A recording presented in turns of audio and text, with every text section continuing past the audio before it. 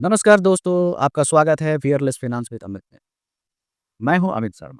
दोस्तों, कभी सोचा है कि अगर हेल्थ ही नहीं रहे तो वेल्थ का क्या करेंगे?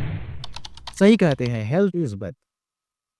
और आज हम समझेंगे हेल्थ की असली मतलब, इसके पीछे की कहानी और वो फैक्टर्स जो हमारी सेहत को बनाते भी है और बिगाड़ते भी है।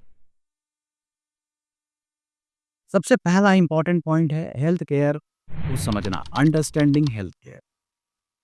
सबसे पहले हेल्थ शब्द होल से आया है, जिसका मतलब है बॉडी की सामनेस, यानी शरीर की मजबूती और ठीक ठाक हालत। पुराने जमानों में लोग हेल्थ को भगवान का आशीर्वाद मानते थे। अगर कोई बीमारी हो जाए तो कहते थे कि ये पिछले जन्मों के पापों की सजा है। लेकिन फिर आए हिपोक्रेट्स 460 से 370 बीसी के बीच, जिन्हें फादर ऑफ मेडिसिन में कहा जाता है। उन्होंने बताया कि बीमारियां पाप की वजह से नहीं, बल्कि इन्वायरमेंटल, सैनिटेशन, पर्सनल हाइजीन और डाइट जैसी चीजों से होती। हमारे वेदों और शास्त्रों में भी यही कहा गया है।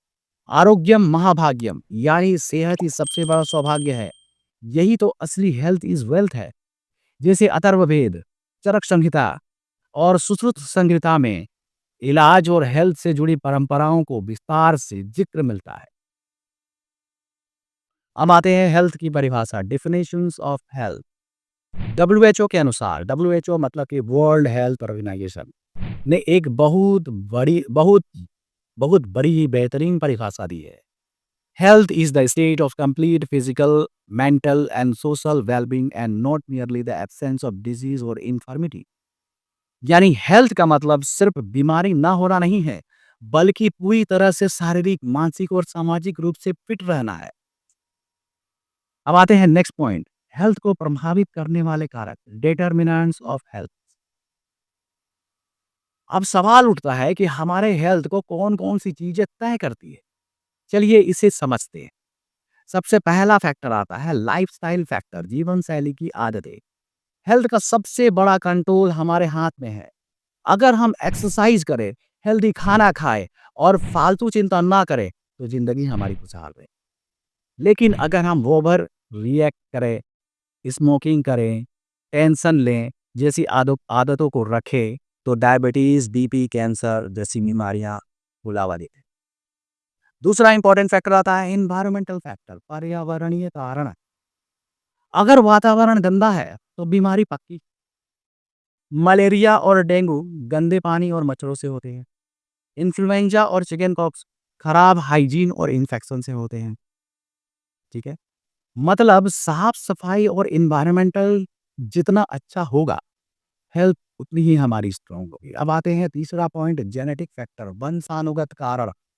कुछ बीमारियां हमें माँ बाप के जीन से गिफ्ट में मिलती है, जैसे डायबिटीज या हार्ट प्रॉब्लम। अक्सर परिवारों में ये चलते आते हैं।